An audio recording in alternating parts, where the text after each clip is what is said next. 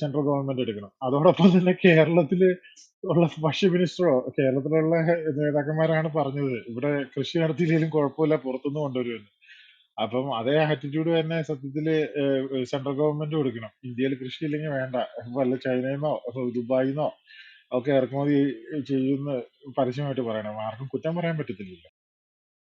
അല്ല വിൻസെ, നമ്മളെ മന്ത്രി വേറൊരു കാര്യം കൂടെ പറഞ്ഞിട്ടുണ്ട്. ഇനി PSCക്ക് ഒന്നും കാത്തിരിക്കണ്ട, നിങ്ങളെ മീവിക്കാമൊക്കെ ഒന്നും കൂടെ പറഞ്ഞിട്ടുണ്ട്. മൂന്ന് പെമക്കളെയും ഡോക്ടറാക്കിയനാണെന്ന് ഓർക്കണം തേരപ്പാല നടന്ന സമയത്ത്.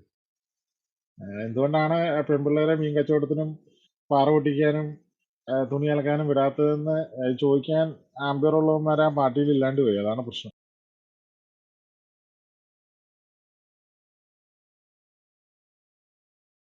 എന്ന് വെച്ച് കൂലിപ്പണി മോശമെന്നല്ല കേട്ടോ ഞാൻ പറഞ്ഞത്. ഞാൻ പറഞ്ഞതിന്റെ അർത്ഥം അവനെ പോലെയുള്ള നാറിക്ക് അങ്ങനെ പറയാനായിട്ടുള്ള ഒരു ധൈര്യം കൊടുക്കുന്നതേ ഈ ജനങ്ങളെ പുച്ഛത്തോടെ കാണുകയും അവനോടൊന്നും ചോദിക്കാൻ ആരും ഇല്ലെന്നുള്ള ധൈര്യം കൊണ്ടുമാണ്. ഭരണഘടനയെ അപമാനിച്ചിട്ട് രാജിവെച്ച ഒരു മന്ത്രിക്ക് പുഷ്പം പോലെ ആറോ ഏഴോ മാസത്തിന് ശേഷം തിരിച്ചു കയറാമെങ്കിൽ അവൻ എന്തും പറയാമേ. അല്ല, ഇതൊക്കെ ആയിക്കോട്ടെ. ഞാൻ എപ്പോഴും ചോദിക്കുന്ന ഒരു ചോദ്യമുണ്ട്. ഇവർക്ക് കിട്ടുന്ന ധൈര്യം എവിടെ നിന്ന്? മാർക്സിസ്റ്റ് പാർട്ടിയിൽ നിന്നാണോ? ഒരിക്കലും അല്ല. മാർക്സിസ്റ്റ് പാർട്ടിയിൽ നിന്നാണെന്ന് നമ്മളേക്ക് വിശ്വസിപ്പിച്ചു വെച്ചിരിക്കുന്നതാണ്. സജി ചെറിയാനും വീണ ജോർജ്, ആന്റണി രാജു മുതലായ ആൾക്കാർക്ക് എല്ലാം കിട്ടുന്ന ഒരു ധൈര്യം എന്ന് പറയുന്നത് ഇലക്ഷൻ സമയമാകുമ്പോൾ അവർ പള്ളിയിൽ പോയിട്ട് അച്ഛനെയും മറ്റവരെയും കണ്ടിട്ട് നമ്മുടെ സ്വന്തം ആളാണ് ജയിപ്പിച്ചോളെന്ന് പറയും. ഇത് കേട്ടിട്ട് ഇവിടുത്തെ പൊട്ടന്മാരെ ആൾക്കാര് വോട്ട് ചെയ്യുന്നുള്ള ഒരു കോൺഫിഡൻസ് ആണ് ഇവർക്കുള്ളത്. അല്ലാതെ പാർട്ടിയുടെ ബേസിലുള്ള ധൈര്യമോ അല്ലെങ്കിൽ ഒന്നുമല്ല. കൃത്യമായിട്ടും അത് ശരിക്കും പറഞ്ഞാൽ ഇവൻ എങ്ങനെ നമ്മുടെ ആളാവുന്നതെന്ന് ചോദിക്കാനുള്ള ആർജവം ഇവിടുത്തെ സഭാവിശ്വാസികൾക്ക് ഉണ്ടാകുന്ന കാലത്ത് മാത്രമേ ഇതിന് മാറ്റം വരുത്തുള്ളൂ. ഇല്ലെങ്കിൽ ഇവര് വീണ്ടും ഇത് തന്നെ തുറന്നുകൊണ്ടിരിക്കും. ഇപ്പം എനിക്ക് പണ്ടാണെങ്കിൽ വിഴിഞ്ഞത്തൊക്കെ ഈ വെള്ളം കയറി കടൽക്ഷോഭം സംഭവിച്ചു എന്നൊക്കെ പറയുമ്പോൾ എനിക്ക് വളരെ വിഷമം തോന്നാറുണ്ടായിരുന്നു. ഇപ്പൊ എനിക്ക് യാതൊരു വിഷമം തോന്നാറില്ല. എന്തുകൊണ്ടാണ്? കഴിഞ്ഞ ഇലക്ഷൻ കൃത്യമായിട്ട് അവിടെ മിനി ഹാർബർ ഉണ്ടാക്കി തരാമെന്ന് ഉറപ്പ് കൊടുത്ത കൃഷ്ണകുമാറിനെ തോപ്പിച്ചിട്ട് മയക്കുമരുന്ന് കേസിൽ പ്രതിയായിട്ടുള്ള ഒരാളെ രക്ഷിക്കാനായിട്ട് അടിവസ്ത്രം മാറ്റി എന്നുള്ള ഒരു വിവാദത്തിൽ ഉൾപ്പെട്ട ഒരു വ്യക്തിയെ ജയിപ്പിച്ച ആൾക്കാരാണ് ആ വിഴിഞ്ഞത്തുള്ളത്. എന്തുകൊണ്ട്? അവിടുത്തെ സമാധാനത്തെ പറഞ്ഞു നമ്മുടെ ആളാണ് കേട്ടോ, ജയിപ്പിച്ചേക്കണം. ജയിപ്പിച്ചു, അടിമാളെ പോയി ജയിപ്പിച്ചു. ഇനി അവിടെ വെള്ളം കയറുമ്പോൾ എനിക്ക് യാതൊരു വിഷമം തോന്നാറില്ല. അവരൊക്കെ പോയി ഇയാളോട് പറയട്ടെ പരിഹാരം ഉണ്ടാക്കാൻ. അവനവന് വേണ്ട എന്താണെന്ന് പോലും തിരിച്ചറിയാത്ത ഒരു സമൂഹം ഇതൊക്കെ അർഹിക്കുന്നു കേട്ടോ. ഇത് ക്രിസ്ത്യാനികൾ മാത്രമല്ല, ഒരു വിഭാഗം ഹിന്ദുക്കൾ ഇന്നും അങ്ങനെ തന്നെയാണ് ജീവിക്കുന്നത്. അവന് എന്താ പറയുന്നത്, ഇപ്പോഴും ഒരു ഹിന്ദുക്കൾ പിന്നെ വേറൊരു ടൈപ്പാണ്. അവര് ത്രാസും നോക്കിയിരിക്കുകയാണ്, തൂക്കി നോക്കാൻ. ഇത് ഈ പറഞ്ഞ വളരെ തീവ്രമായിട്ട് സംസാരിക്കുന്ന ഒരാളോട്, ഈ ക്ലബ് ഹൗസിൽ തന്നെ സംസാരിച്ച ഒരാളോട് ഞാൻ ചോദിച്ചു, ഓക്കെ, നിങ്ങൾ അടുത്ത ലോക്സഭാ തെരഞ്ഞെടുപ്പിൽ ആർക്കാണ് വോട്ട് ചെയ്യുന്നത്? അത് നമ്മള് സ്ഥാനാർത്ഥിയൊക്കെ നോക്കി അവരുടെ പ്രവർത്തന പാരമ്പര്യമൊക്കെ ഇവാലുവേറ്റ് ചെയ്ത് നോക്കിയിട്ട് യോഗ്യരായ ആളുകൾ നമ്മൾ ചെയ്യും. തീർന്നില്ലേ? ഇതാണ് പറയുന്നത്. എങ്ങനെയാണ് ബനാത്ത് വാലയും ഇബ്രാഹിം സുലൈമാൻ സൈറ്റും ഒക്കെ വർഷങ്ങളോളം MP മാരായിട്ടിരുന്നത്? അവർക്ക് മലയാളം പോലും സംസാരിക്കാൻ അറിയില്ല. അവർ ഇലക്ഷൻ കഴിഞ്ഞ ആ വഴിക്ക് വരുത്തുപോലും ഇല്ല. എങ്ങനെയാണ് ആയത്? അതാണ് വോട്ട് ബാങ്ക് രാഷ്ട്രീയം എന്ന് പറയുന്നത്. അത് എന്താണെന്ന് മനസ്സിലാക്കാത്തോളം കാലം ഇവിടുത്തെ ഹിന്ദു ക്രിസ്ത്യൻ വിഭാഗങ്ങൾ ഇങ്ങനെ അടിമകളായി തുടരും. ഇത്രയേ ഉള്ളൂ. അതാണ് അതിന്റെ വസ്തുത. അത് ചന്തു പറഞ്ഞതിനോട് ഞാൻ 100% യോജിക്കുന്നു. ഞാനിവിടെ ഈ ക്ലബ് ഹൗസിൽ, ഈ സ്പെസിഫിക്കലി ഈ ക്ലബ് ഹൗസിൽ ഒരുമാതിരി എല്ലാ ഗ്രൂപ്പിലും പോകുന്നതാണ്. ഞാനിവിടെ ഈ സുപ്രഭാതം കേരളത്തിൽ വരുന്ന പോലെ തന്നെ ഇത് ഒരു സോക്കാൾഡ് ഹിന്ദു സംഘി ഗ്രൂപ്പ് എന്നാണല്ലോ പൊതുവെ ഉള്ളത്. അതുപോലെ തന്നെ ഞാൻ ഡോട്ട് കോല എന്ന് പറഞ്ഞ സോക്കാൾഡ് ചന്ദ്രചേട്ടാ, ഈ ചന്ദ്രചേട്ടൻ പറഞ്ഞതിന്റെ ഇതുണ്ട് കേട്ടാ. മയക്കുമരുന്ന് കേസിലല്ല പുള്ളി, മയക്കുമരുന്ന് കടത്തിയതിന്റെ ജട്ടി മാറ്റി കോടതി സമർപ്പിച്ച കേസിൽ പ്രതിയാണ്. അതാണ് അത് തന്നെയാണ് കറക്റ്റ്. അപ്പൊ ഞാൻ പറഞ്ഞു വന്നതെന്ന് വെച്ച് കഴിഞ്ഞാൽ ഞാൻ ഈ പറഞ്ഞ സോക്കാൾഡ് മുസ്ലിം റൂമുകളിലും പോയി സംസാരിക്കുന്നതാണ്, അവരോടൊക്കെ ഇന്ററാക്ട് ചെയ്യുന്ന ഒരു വ്യക്തിയാണ്.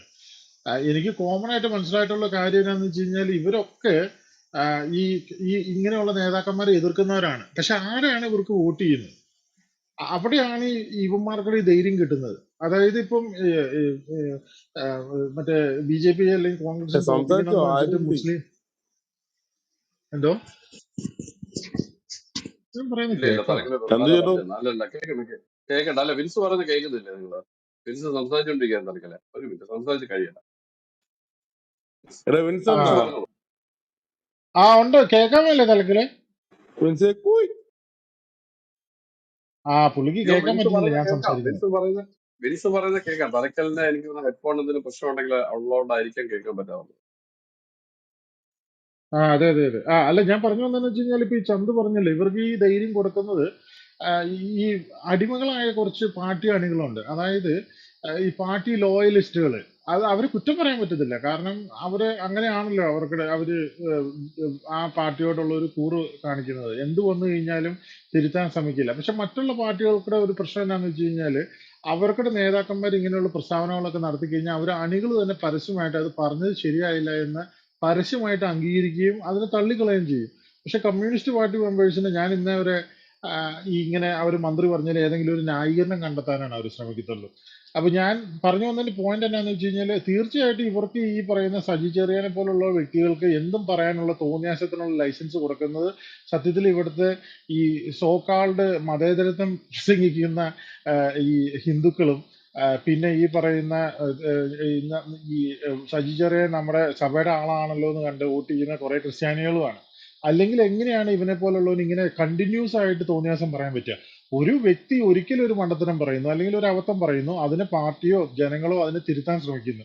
അതിനുശേഷം വീണ്ടും വീണ്ടും പൂർവാധികം ശക്തിയോടെ അഹങ്കാരത്തോടെ ഇങ്ങനെയൊക്കെ പറയാൻ സാധിക്കുമെങ്കിൽ, ഇവനൊക്കെ എന്ത് പറഞ്ഞാലും എന്ത് ചെയ്താലും ഇവനെയൊക്കെ ജയിപ്പിക്കാൻ നാട്ടുകാരും ഇവന്റെ കുറെ സഭക്കാരും അല്ലെങ്കിൽ ഈ പറയുന്ന പാർട്ടി അടിമകളും ഉണ്ടാവുന്നുള്ള ധൈര്യം കൊണ്ടാണ്.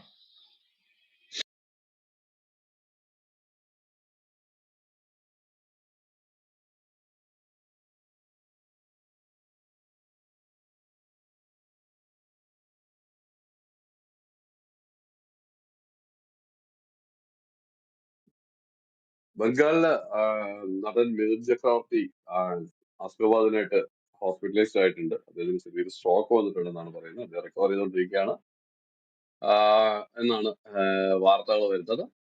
73 വയസ്സുണ്ട്. എന്തായാലും അദ്ദേഹം അടുത്തിടെ കഴിഞ്ഞ കുറച്ചു കാലം മുമ്പ് BJP ചേർന്നിരുന്നു. മിഥുൻ ചക്രവർത്തി വളരെ നമുക്ക് എല്ലാവർക്കും പരിചിതരായ ഒരു ആക്ടറാണ്. അദ്ദേഹത്തിന് ആദ്യ ഇനിഷ്യൽ കാലത്ത് അദ്ദേഹത്തിന് പിന്നെ എന്താ പറയാ, ഇടതുപക്ഷ അനുഭാവം നക്സൽ ബന്ധങ്ങളൊക്കെ ഉണ്ടായിരുന്ന ഒരു മനുഷ്യൻ. അത് കഴിഞ്ഞിട്ടാണ് അയാൾ സിനിമയിലേക്ക് വന്നത്. സിനിമയിലും ഒരു കാലഘട്ടത്തിൽ എന്താ പറയാ, ഒരു നല്ല പ്രോംപ്റ്റ് ആയിട്ടുള്ള പൊസിഷനായിരുന്നു. അതിനുശേഷം അദ്ദേഹം ഊട്ടിയിലേക്ക് അദ്ദേഹത്തിന്റെ ബേസ് ഷിഫ്റ്റ് ചെയ്യുകയും ഹോട്ടൽ ബിസിനസ്സിലേക്ക് ശ്രദ്ധ കേന്ദ്രീകരിക്കുകയും ചെയ്തിരുന്നു. അതിനുശേഷം ഇപ്പൊ അദ്ദേഹം BJP-യിൽ ചേർന്ന് പ്രവർത്തിക്കുകയാണ്. എന്തായാലും അദ്ദേഹം ഹോസ്പിറ്റലൈസ്ഡ് ആണ്. അദ്ദേഹം റിക്കവർ ചെയ്യട്ടെ എന്ന് പ്രാർത്ഥിക്കുന്നു. മിഥുനൊക്കെ എന്ന് പറഞ്ഞ ഒരു കാലഘട്ടത്തിന്റെ ഓർമ്മകളാണ് കേട്ടോ. ഹിന്ദി സിനിമ കാണുന്നവർക്ക് മനസ്സിലാവും, കണ്ടിട്ടുള്ളവർക്ക് മനസ്സിലാവും. ഒരു കാലഘട്ടത്തിന്റെ ഒരു ഹരമായിരുന്നു മിഥുന്റെ കോഫി എന്നൊക്കെ പറയുന്നത്. എന്തായാലും ജസ്റ്റ് ഒന്ന് ഷെയർ ചെയ്യുന്നേ ഉള്ളൂ. ഫസൽ ഭായി, നമസ്കാരം. നമസ്കാരം.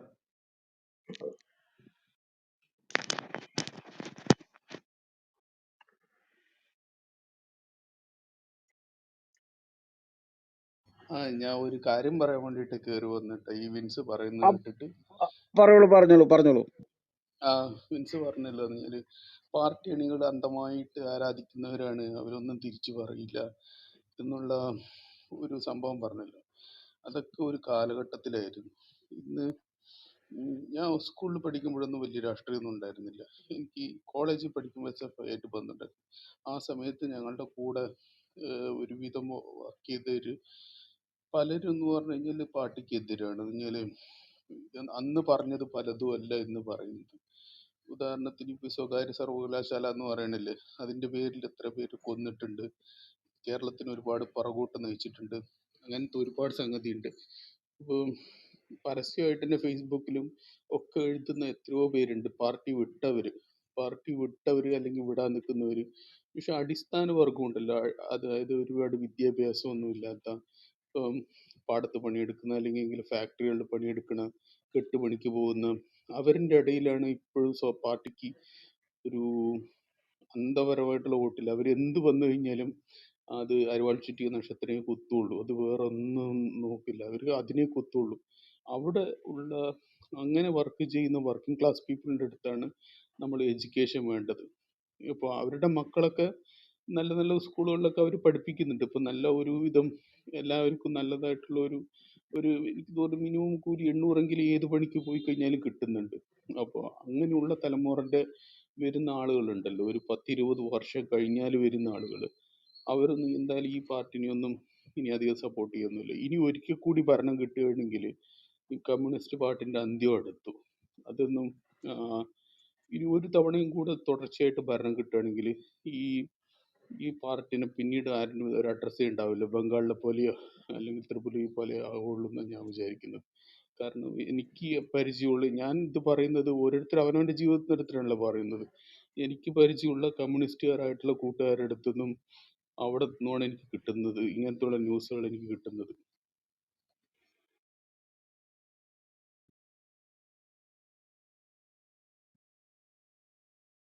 ഫസിൽ ഭായ് സംസാരിച്ചോ? അത് സത്യാണ് ഫസൽ ഭായി പറഞ്ഞത് സത്യാണ്. എനിക്കറിയണ എന്റെ കമ്മ്യൂണിസ്റ്റുകാരായിട്ടുള്ള കൂട്ടുകാരൊക്കെ പറഞ്ഞത് അടുത്ത ഭരണം കിട്ടരുതേ കിട്ടരുതേ എന്ന്. അവര് പറഞ്ഞ സംഖ്യകൾ ഞങ്ങളെ ജയിപ്പിക്കും, ഞങ്ങളെ ഇല്ലാതെയാക്കും എന്നുള്ളത് അവര് കറക്റ്റ് ആയിട്ട് പറഞ്ഞു. സത്യം അവര് രാഷ്ട്രീയം പറയുന്നത് കേൾക്കുമ്പോ തന്നെ നമുക്ക് മനസ്സിലാവും നമ്മളെ മനസ്സിലിരിപ്പൊക്കെ അവര് ഫസിൽ ഭായ് കറക്റ്റ് ആയിട്ട് പറയുന്നുണ്ട്. കാരണം സംസാരിച്ചോളൂ. ഭരണം കിട്ടേ ഫസൽ ഭായി സംസാരിച്ചു കഴിഞ്ഞാൽ ചന്ദ്രന് കേൾക്കാത്ത അതാണ്. തലക്കലിന്റെ വോയിസ് പോകുന്നുണ്ട് കേട്ടോ, തലക്കലിന് ഡിസ്കണക്ട് ആവുന്നുണ്ട്. കാരണം ഫസൽ ഭായി സംസാരിച്ച് കഴിഞ്ഞാണ് സിദ്ധാർത്ഥ് സംസാരിക്കുന്നത്. ആരില്ലേ? എവർക്കെല്ലാം അല്ല, അവസ്ഥയാണ്, എനിക്ക് തലക്കേല് മാത്രം കേൾക്കണില്ല, തലക്കേല് കേൾക്കണില്ല. ഇവിടെ സംസാരിച്ചു കൊണ്ടിരിക്കുന്നുണ്ട്, തലക്കേല് കേൾക്കാത്തതാണ്.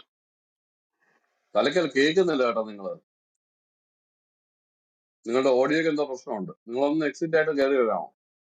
അഭിലാഷ് ഉണ്ടോ അവിടെ? മൂപ്പര് ഞാൻ വിളിച്ച് കേൾക്കണില്ല, പറഞ്ഞോളാം. അതാണ്. ഞാൻ തലക്കലിനെ വിളിച്ച് പറഞ്ഞോളാം. തലക്കൽ കേൾക്കുന്നില്ല, ഞാൻ തലക്കലിനെ വിളിച്ച് പറയാം. ഒരു മിനിറ്റ്. ഇപ്പോ ഈ ഇടതുപക്ഷം ശ്രമിക്കുന്നത് എന്തിനാണെന്നറിയോ? ഇപ്പൊ എല്ലാരും ഈ BJP ഒന്ന് കഠിനമായിട്ട് ശ്രമിച്ചു കഴിഞ്ഞാൽ ഇടതുപക്ഷം ഭരണത്തുനിന്ന് പോകും. അങ്ങനെ ഭരണത്തുനിന്ന് പോയി കഴിഞ്ഞാൽ വീണ്ടും 5 വർഷം അവര്, 5 വർഷം ഇവര്, 5 വർഷം അവര്, 5 വർഷം ഇവര് എന്ന് പറഞ്ഞിട്ട് അവർക്ക് വീണ്ടും ഭരിക്കാം. ഇവന്റെ കുറ്റം മറ്റവന് പറയാ. 5 വർഷം കൂടുമ്പോ അങ്ങോട്ടും ഇങ്ങോട്ടും കുറ്റം പറഞ്ഞു കളിക്കും. ഇപ്പൊ അവര് കടെടുത്തത് എത്ര കോടിയാണെങ്കിലും ശരി, അന്ന് അവരെടുത്തതിന്റെ അത്ര പോലും ഞങ്ങൾ എടുത്തില്ല. അവർ അന്ന് എടുത്ത കോടികൾ മാത്രമാണ് അവിടെ നിൽക്കുന്നത്. പിന്നെ ഞങ്ങൾ ഒരു ഇത്തിരിയും കൂടി എടുത്ത്, അത്ര മാത്രമേ ഉള്ളൂ.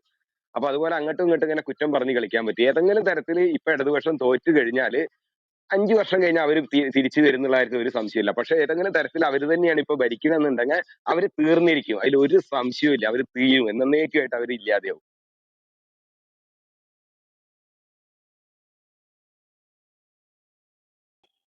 ആ കാര്യത്തില് അതൊരു സത്യം തന്നെ കേട്ടാ. എന്ന് വെച്ച് കഴിഞ്ഞാ ഈ സാധാരണക്കാരായ ഒരുപാട് പാർട്ടി പ്രവർത്തകർക്കിടയിൽ ശക്തമായ രീതിയിൽ രോഷം ഇവർക്കെതിരെ വന്നിട്ടുണ്ട്. ഇവരുടെ ഈ കൊള്ളരുതായ്മയും തീവെട്ടിക്കൊള്ളയും ഈ അഴിമതിയും എന്ന് വെച്ച് കഴിഞ്ഞാൽ ഇവരൊക്കെ ചെറുപ്പകാലത്ത് തുടങ്ങി കണ്ടുപഠിക്കുന്ന അല്ലെങ്കിൽ കണ്ടിട്ടുണ്ടാവില്ല, കേട്ടത് അല്ലെങ്കിൽ ഇവരെ കേൾപ്പിച്ച് പഠിപ്പിച്ച കാര്യങ്ങൾ എന്ന് പറഞ്ഞു കഴിഞ്ഞാൽ പാവപ്പെട്ടവന്റെ പാർട്ടി, അഴിമതി ഇല്ലാത്ത പാർട്ടി, 100% പരിശുദ്ധമായ പാർട്ടി, ഇങ്ങനെയൊക്കെ കേട്ട് പഠിച്ച ഒരു സ്ഥിതിയിൽ നിന്നും ഇവരുടെ ഏതാണ്ട് ഈ ഒരു എന്താ പറയാ, ഈ ഒരു കാലഘട്ടത്തിലേക്ക് വന്നപ്പോ അവര് കാണുന്നത് വെച്ച് കഴിഞ്ഞാൽ ഞെട്ടിക്കുന്ന യാഥാർത്ഥ്യങ്ങൾ അവരുടെ കണ്ണിൽ കണ്ടുകൊണ്ടിരിക്കുകയാണ്. കാരണം അറിയാലോ, അഴിമതിയുടെ കൂത്തരങ്ങ്, സ്വജനപക്ഷപാതം, ഇവരൊക്കെ ഒരിക്കലും പ്രതീക്ഷിക്കാത്ത, ഈ സാധാരണക്കാരായ അണികൾക്ക് ഒരിക്കലും പ്രതീക്ഷിക്കാത്ത ഒരു കാര്യമാണ് ഈ സ്വജനപക്ഷപാതം എന്നുള്ള രീതിയിൽ ഇപ്പൊ നടന്നുകൊണ്ടിരിക്കുന്നത്. ഇവരൊക്കെ ഇവരെ കോൺഗ്രസിലും മറ്റുള്ള പാർട്ടികളിലൊക്കെ ഇതുപോലെ സ്വജനപക്ഷപാതം നടക്കുമ്പോ ഇവര് കുറ്റം പറഞ്ഞ് കളിയാക്കണത് ഇവര് തന്നെ പറഞ്ഞിട്ടുണ്ട്. ഈ അണികളും താഴേക്കിടയിൽ പ്രവർത്തിക്കുന്നവരൊക്കെ ഈ ചായക്കട ചർച്ചകളിലും അവിടെയൊക്കെ പറഞ്ഞ് സംസാരിക്കുമ്പോ ഇങ്ങനെ പറയാറുണ്ട്, ഇങ്ങനെ പറയുന്നുണ്ട്. ഇങ്ങനെ ഉദാഹരണത്തിന് ഇപ്പൊ കരുണാകരന്റെ മോൻ അല്ലെങ്കിൽ അങ്ങനെ മോൻ, അങ്ങനെ ഒരു രീതിയിൽ ഒരു ഉദാഹരണത്തിന് വേണ്ടി പറഞ്ഞാണ്. അപ്പൊ അതായത് മക്കൾ രാഷ്ട്രീയം അല്ലെങ്കിൽ സ്വജനപക്ഷപാതം. പക്ഷെ ഇപ്പൊ ഇവിടെ എന്താ നടക്കണത്? ഇവര് ഈ യാഥാർത്ഥ്യങ്ങളെ കണ്ടിട്ട് എല്ലാരും ഞെട്ടിയിരിക്കാണ്. പിന്നെ ഈ സോഷ്യൽ മീഡിയ അങ്ങനെയുള്ള കാര്യങ്ങളൊക്കെ വന്നതോടുകൂടി ഇവർക്കൊക്കെ മനസ്സിലാവണത് ഈ നേതാക്കളുടെ മക്കളൊക്കെ പഠിക്കണതും എല്ലാം വിദേശത്താണ്. ഇത്ര നാള് കുറ്റം പറഞ്ഞുകൊണ്ടിരിക്കുന്ന അമേരിക്ക അങ്ങനെയുള്ള സ്ഥലങ്ങളിലൊക്കെയാണ് ഈ കുത്തകളുടെ അല്ലെങ്കിൽ ഇന്ത്യയിൽ തന്നെയുള്ള ബൂർഷ കുത്തകകളുടെ സ്ഥാപനങ്ങളാണ് ഇവര് പഠിക്കണത്. ഇവരുടെ മക്കളെ പഠിപ്പിക്കണം വലിയ വലിയ സ്ഥാപനം. എന്നിട്ട് ഈ സാധാരണക്കാരന്റെ മക്കളെ തെരുവിലേക്ക് ഇറക്കി വിടാണ് ഇവര്.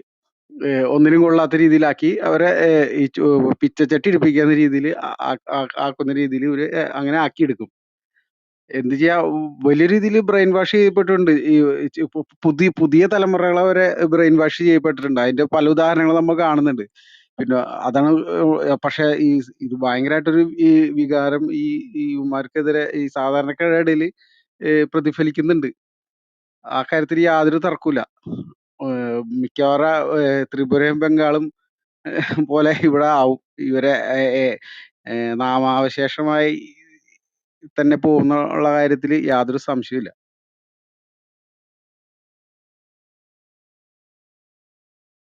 അല്ല ജിനീഷ, ഇത് ഈ ഇത് താ നമുക്ക് വെറുതെ തോന്നുന്നതാണ്. കാരണം ഒരു മിനിറ്റ് ഒരു കാര്യം പറഞ്ഞോട്ടെ, ഈ ധാർമ്മിക രോഷക്കാരൻ എന്ന് പറയുന്ന ഇടതുപക്ഷ സഖാവിന്റെ ആയുസ് എന്ന് പറയുന്നത് വളരെ ലിമിറ്റഡ് ആണ്. അവന്റെ കുട്ടിക്ക് സഹകരണ ബാങ്കിൽ ഒരു ജോലി കൊടുത്താൽ തീരുന്ന ധാർമ്മിക രോഷമൊക്കെ കേരളത്തിലെ ഒരു ഇടതുപക്ഷ സഖാവിനുള്ളൂ എന്ന് വിശ്വസിക്കുന്ന ഒരാളാണ് ഞാൻ.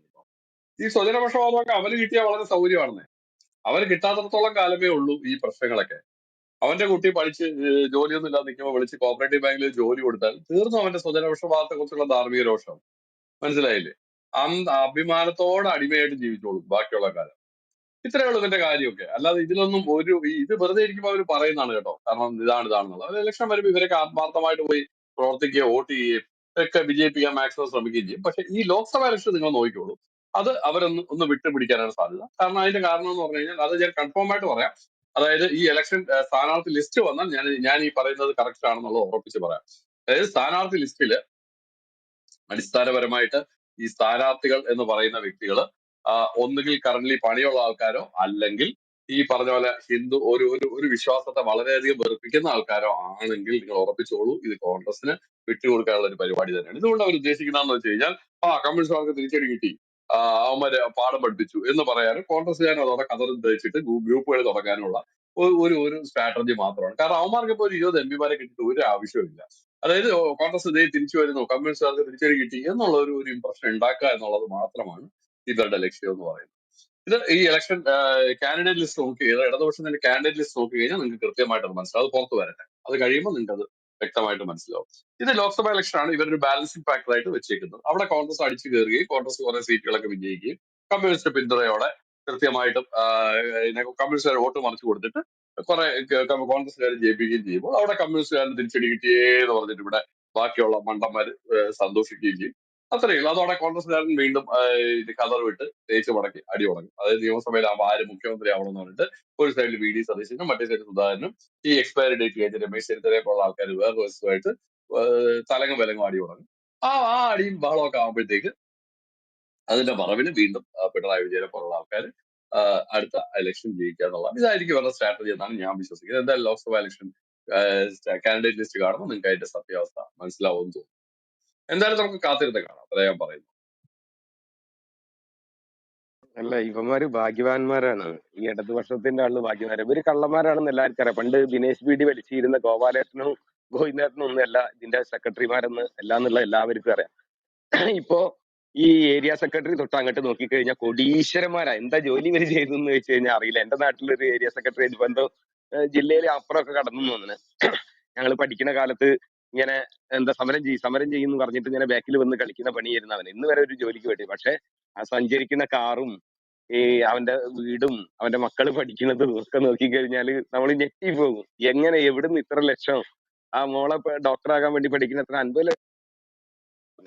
അപ്പൊ അങ്ങനെയൊക്കെ എത്തിയ ഒരു ഇതാണ്. പക്ഷെ അണികൾക്ക് വോട്ട് ചെയ്യാതിരിക്കാൻ പറ്റില്ല. കാരണം അണികളെ കംപ്ലീറ്റ് അവര് ഏതെങ്കിലും തരത്തിൽ കുടുക്കി വെച്ചിട്ടുണ്ട്. അവര് അഥവാ ഏതെങ്കിലും തരത്തിൽ വോട്ട് ചെയ്താൽ അവർ കുടുങ്ങി അവർ പട്ടിണി കിടന്നിട്ട് സ്വന്തം വീട്ടിൽ ചാകേണ്ടി വരും.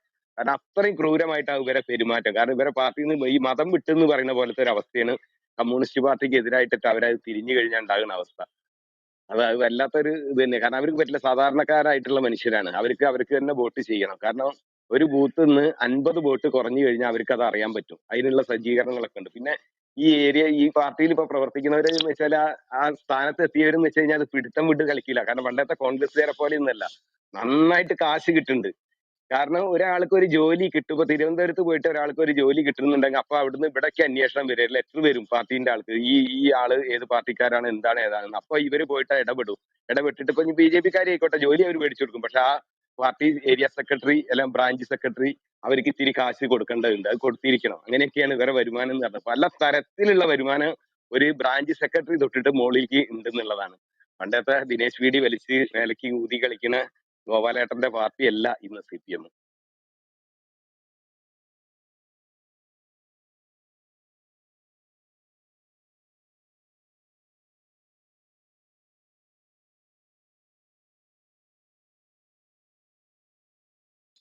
ഈ കമ്മ്യൂണിസ്റ്റ് പാർട്ടി ഏർപ്പെടുത്തിയിരിക്കുന്ന ലെവി സിസ്റ്റം എല്ലാ പാർട്ടി മെമ്പേഴ്സിനും ബാധകമാണ്. പ്രത്യേകിച്ച് അവർ ജോലി മേടിച്ചു കൊടുക്കുവാണെങ്കിൽ അതിപ്പോ സഹകരണ ബാങ്ക് ആയിക്കോട്ടെ വേറെ എവിടെ ആയിക്കോട്ടെ അതിൽ നിന്ന് ഒരു ഭാഗം പാർട്ടിക്ക് പോകണം എന്നുള്ളത് മസ്റ്റാണ്. ശരിയാണ് സിദ്ധാർത്ഥ് പറഞ്ഞത്.